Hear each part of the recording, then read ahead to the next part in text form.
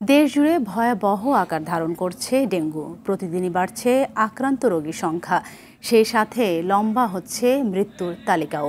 Aedes মশার বিস্তার রোধে কার্যকর পদক্ষেপ গ্রহণ করা না হলে আগামী মাসে ডেঙ্গু আরও ভয়াবহ রূপ নেবে বলে মনে করছেন বিশেষজ্ঞরা। আরও জানাচ্ছেন বিপুল দেবরায়। ওয়ালটন টেলিভিশন মাত্র 25,490 টাকায় পাচ্ছেন গুগল টিভি। প্রতিনিয়ত বেড়ে চলেছে ডেঙ্গু রোগীর সংখ্যা। রাজধানীসহ দেশের বিভিন্ন হাসপাতালগুলোতে বাড়ছে রোগীর চাপ। স্বাস্থ্য অধিদপ্তর জানিয়েছে, জানুয়ারি থেকে এখন পর্যন্ত 26,555 জন রোগী হাসপাতালে ভর্তি হয়েছে।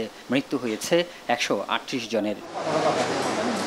মহাখালীর ডিএনসিসি ডেঙ্গু হাসপাতালে রোগীরা জানান, দ্রুত সময়ে হাসপাতালে না আসায় পরিস্থিতি জটিল আকার ধারণ করছে। এর আগে আমার ফ্যামিলি হয়েছে, এই 10 দিন আগে ওরা 3 জন হয়েছে আমার ফ্যামিলির।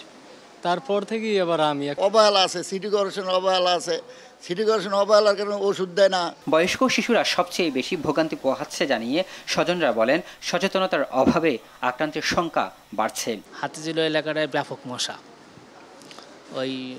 ওইখানে কোনো প্রকার মানে বংশবৃদ্ধি করার রোধ আমি দেখি না। অনেক ছোট ছোট বাচ্চারা অসুস্থ হয়ে যায়, তাদেরও তো খুব খারাপ অবস্থা হয়ে যাচ্ছে। মহাখালী ডিএনসিসির ডেঙ্গু বিশেষায়িত হাসপাতালের পরিচালক জানান, আগের তুলনায় রোগীর চাপ বাড়ছে। পরিস্থিতি মোকাবিলায় সবাইকে আরও দায়িত্বশীল হওয়ার পরামর্শ দেন তিনি।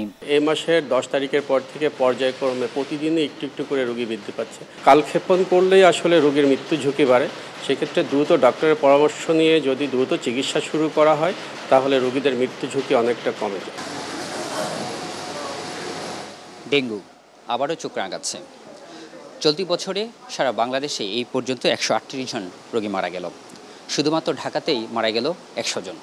তাই এই রোগের বিষয়ে সচেতন যদি না হওয়া যায়, তাহলে এটি আরও ভয়ঙ্কর আকার ধারণ করবে বলে মনে করছেন চিকিৎসকরা। বিপুল দেবরায়, RTV, ঢাকা।